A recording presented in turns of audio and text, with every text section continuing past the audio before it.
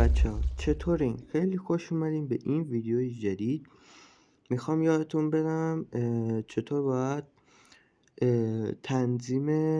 تنظیمات فیلتر شیر و خورشید رو چطور تنظیم کنین و باید چیکار کنین که به نت وصل شین. فایلی که براتون قرار دادم اینو میزنین دیگه، خودتون بلدین باید چیکار کنین، چطور نصبش کنین. من با همین شیر و خورشید الان تونستم وارد تلگرام شم. بریم داخل خود شیر و خورشید تا بهتون بگم با چی کار کنین.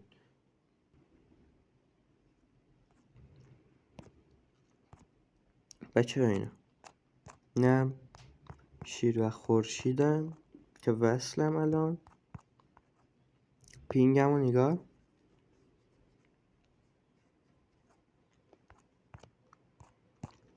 من بذارین یه لحظه. نه اینستا نشون نمیده، میخواستم اینستا نشون بدم. اینستا بچه ها کار میکنه. بیاین تا براتون توضیح بدم با چه کار کنیم. میای اینجا تنظیمات، اینا رو تا تفعال میکنی. با اول رو این باشه، بعد میای اینو میزنی پایینیش، اینو میزنی،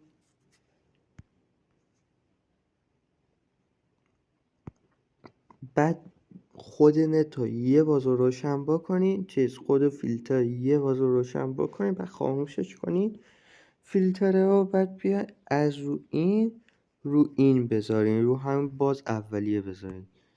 میاین بیرون، میاین داخل این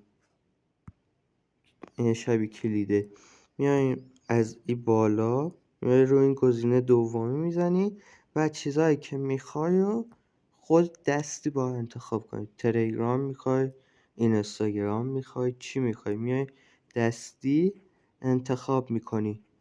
همه اینا هم انتخاب که من انتخاب کردم. بعد میای پایینی کلیده ها این نوشته تنظیمات، این پایینی این کلیده بود که زدی سرش، گفتم انتخاب کن. نه انتخاب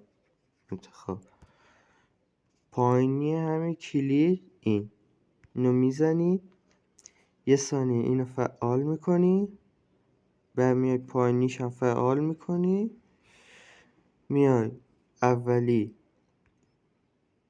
همین رو دوباره میزنی، پایینیش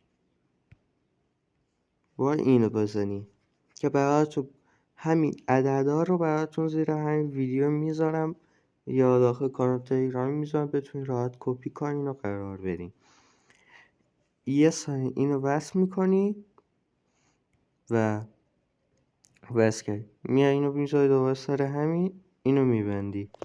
حالا جلوتون یه آزمایش بگیرم بچه، نتم یه خورده بده. اگه دیدی یه خورده داره اذیت میکنه به خاطر نتمه.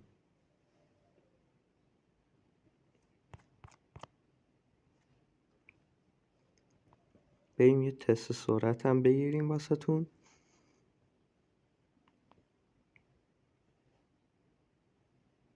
بفرما.